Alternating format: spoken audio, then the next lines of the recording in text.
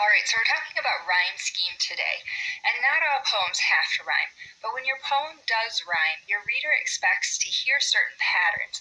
They expect to hear a pattern in the rhythm, which is the meter that we learned about yesterday, and they expect to hear a pattern in the rhyming, and that is rhyme scheme, which is what we're talking about today. Now, all of the questions at the end of this will deal with these highlighted words throughout this video. So first we're going to pay attention to what is rhyme scheme, how do you determine rhyme scheme, and then what is the rhyme scheme for a limerick, because that has a very set rhyme scheme. So the rhyme scheme is the pattern of rhyme, that's the important part, that comes at the end of each line in each verse of poetry. And to figure it out, you look at the last word on each line. Start at the beginning of the alphabet and give each new rhyme its own letter. So this is a terribly cheesy example. Roses are red, violets are blue. Shakespeare is dead? I had no clue. And you can hear that beat, that rhythm, but you can also see that rhyming pattern. We have red that rhymes with dead, and blue that rhymes with clue. So the first thing I'm going to do is start at the beginning of the alphabet, and I'm going to say red gets an A, because it's the first rhyming word. And then I look at blue, and blue doesn't rhyme with red, so it has to get a B. But then I have dead, and dead rhymes with red, and I gave that one A, so that one also gets an A. And then clue rhymes with blue, and because blue has a B, clue gets a B as well. So the end rhyme scheme is A, B, A, B. And I want you to notice that rhyme schemes also have meter. Yesterday we looked at limericks, and we heard that there were 3 beats in the first, second, and fifth stanzas, and 2 in the middle stanzas. But there's also a rhyming pattern to limericks, and the first, second, and fifth lines rhyme, and the third and the fourth lines rhyme as well. So we have, there was an old man of the coast, who placidly sat on a post, but when it was cold he relinquished his hold, and called for some hot buttered toast. So coast rhymes with, is the very, very first one. So I'm going to give that one an A. And then post is the end of the second line, but that rhymes with coast. So I'm going to give that one an A as well. Hold, though, doesn't rhyme with coast or post, so I'm going to give that one a B. And then hold rhymes with cold, but it doesn't rhyme with coast or post, so I'm going to give that one a B as well. Post, though, rhymes with coast and post, so that one is also going to get an A. So the rhyme scheme for a limerick is A, B, B, A. So that answers these questions. Rhyme scheme is the pattern of rhyme. We determine rhyme scheme by looking at the last line, the last word of each line, and assigning it a letter. The last word of each line and assigning it a letter. And then the rhyme scheme for a limerick is A, B, B, A. So you might want to take a minute, jot down some quick notes. Now in this next part of the video, I've got 3 clips to share with you. If you know Animaniacs, you might recognize Dot from Animaniacs. And I want to point out a couple things. One, how rhyme scheme and meter have to work together. 2, look at the letters at the ends of the rhymes in roses are red, and you can see how I determine the rhyme scheme there. And then 3, in the last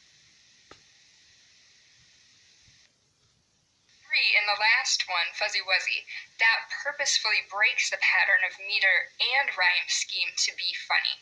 So take a minute and check that out.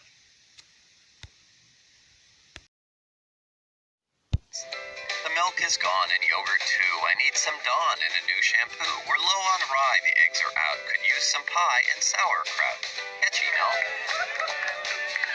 It's not just because the poem rhymes, it's because there is a natural flow, a rhythm to the words. Let's take a look at a version of our shopping poem that is lacking in rhythm. The milk is gone and somebody polished off the last of the yogurt too. I need to get some Dawn and shampoo. We're running low on our rye. The eggs were eaten this morning, and so they're just about out. Since we don't have any dessert on hand, it would be nice to stock up on pie, and we should also probably get sauerkraut. Still rhymes, but like, yikes. Probably not something you'd see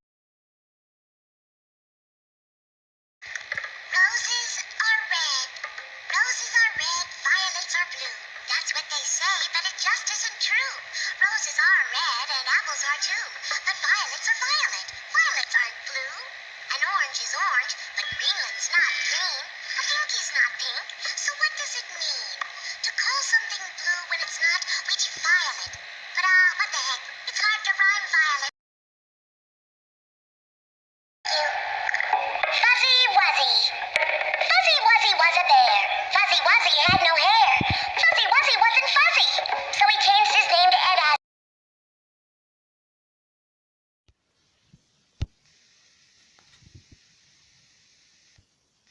So you read the poem and you could the rhyme scheme next to it, but let's look at all of the verses together in each stanza.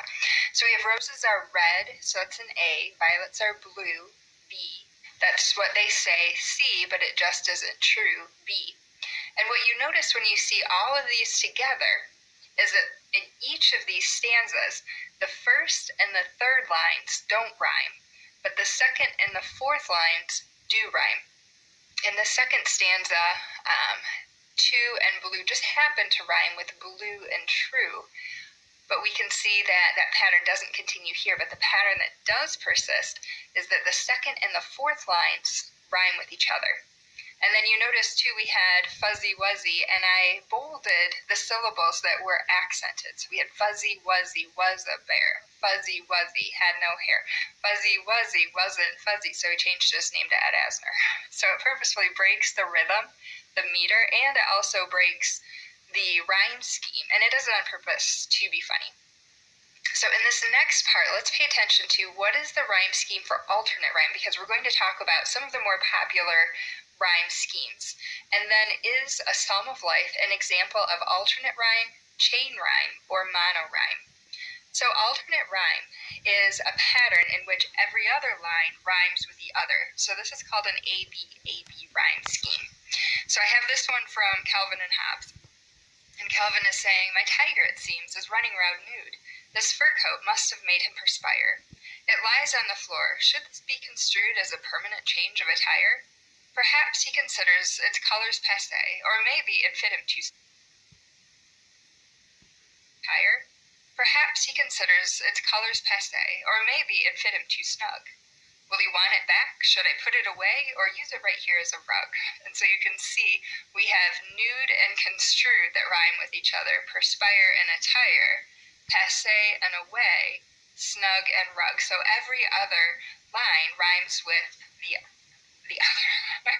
So this is called alternate rhyme scheme, that AB. So does this one fit a Psalm of Life? Tell me not in mournful numbers, life is but an empty dream. For the soul is dead that slumbers, and things are not what they seem. Dead that slumbers, and things are not what they seem. And I color-coded these for you. Numbers and slumbers rhyme, and dream and seem rhyme. So we have A, B, A, B. So this is an example of the alternate rhyme. We also have, in this next part, we're going to talk about what is a chain rhyme. Is stopping by woods on a snowy evening, it's a very famous poem, an example of alternate rhyme, chain rhyme, or monorhyme. And then finally, is the last stanza an example of alternate rhyme, chain rhyme, or monorhyme? So in chain rhyme, there are patterns that link the stanzas together by carrying one rhyme from a previous stanza into the next. And I've color-coded this here too, so you can see it. Whose woods these are, I think I know. His house is in the village, though. He will not see me stopping here to watch his woods fill up with snow. My little horse must think it queer to stop without a farmhouse near. Between the woods and frozen lake, the darkest evening of the year. He gives his harness bells a shake to ask if there is some mistake. The only other sound's the sweep of easy wind and downy flake. The woods are lovely, dark and deep, but I have promises to keep, and miles to go before I sleep. But I have promises to keep, and miles to go before I sleep, and miles to go before I sleep. So you can see here the first, second, and fourth stanza or lines all rhyme with each other, but the third one doesn't. We have here, but we can see that it carries over into the second stanza, queer, near, and year.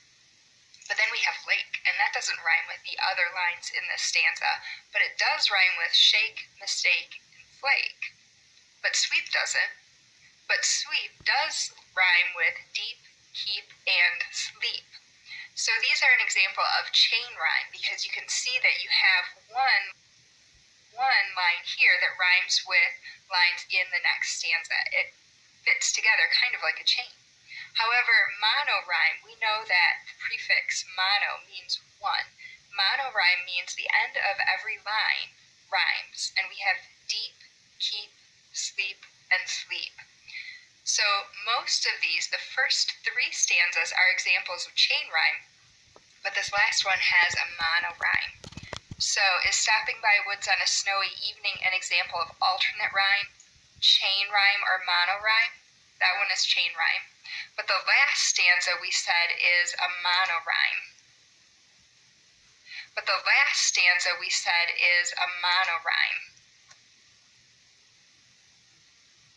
And then we're going to read about couplets. Now, couplets, you're going to hear quite a bit about this later on, especially in high school and poetry. But this is a poem that's written in the A-A-B-B-C-C format. In other words, each two lines, a couple, rhyme with each other. So we have tiger sprawling in the sun, fast asleep his day is done. Lying here, 'twas warmth he sought, the sun has made his tummy hot. One sad fact he overlooked,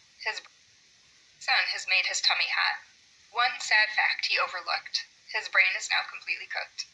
And we can see sun, done, they rhyme, so they both get an A. Sought, hot, they rhyme, so they both get a B. Overlooked and cooked rhyme, so they both get a C.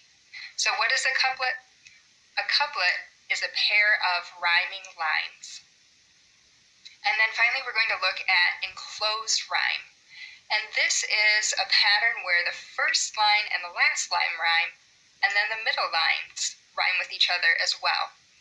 So we have, how soon hath time the subtle thief of youth.